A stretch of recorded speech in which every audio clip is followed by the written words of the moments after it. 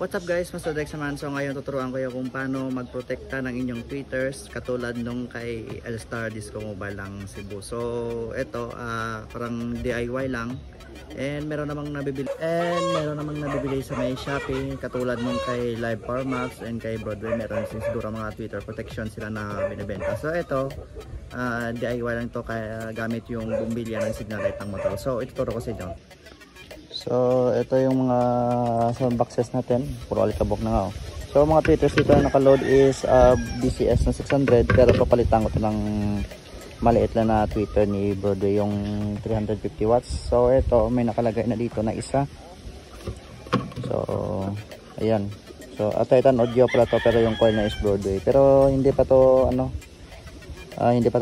protected kasi capacitor yung nakalagay. So ngayon lagyan natin to na bumbilya ng motor.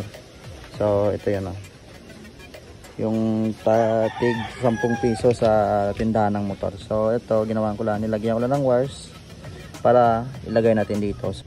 Yung bumbilya na pala nito is sisilbi tong fuse sa ating tweeter. So kung masobrahan iilaw to yung 12 volts natin na bumbilya. 3 watts to pero suggest to 10 watts or 20 watts pwede rin. Pwede din kayo mag-series ng resistor pero sa akin hindi na ako series kasi may resistance naman to na ewan ko lang kung ilang ohms to. Pero nag-acto na as fuse. So kung masasobrahan, mapuputol to o magiging busted siya or hindi na iilaw to. And hindi na natutuloy yung daloy ng kuryente papuntang tweeter sa atin and magkakos ng sira nating tweeter. So lalagyan ko lang to ng electrical tape para hindi mag-short sa either terminals or positive or negative na ito. Kasi may may na metal baka mag-short.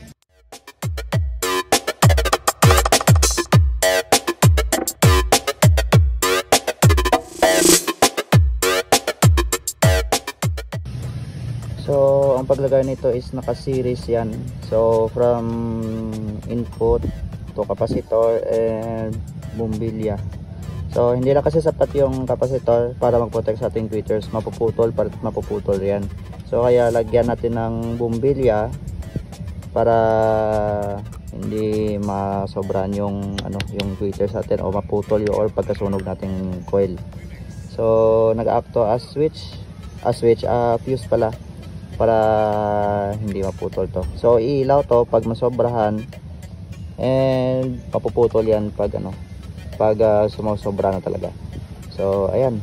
So yan lang sa vlog ito mga boss. Sana may matutunan kayo sa ganitong setup ng ating tweeter. So lalagay ito pabalik and magsa-setup ako dito. So shout out lang kay Boss Ray Marquiro na nagpaano ng box niya. So kanya itong box loaded with D15 na gawa ni Arini Soundworks na box. So thanks for watching mga boss and see you next videos.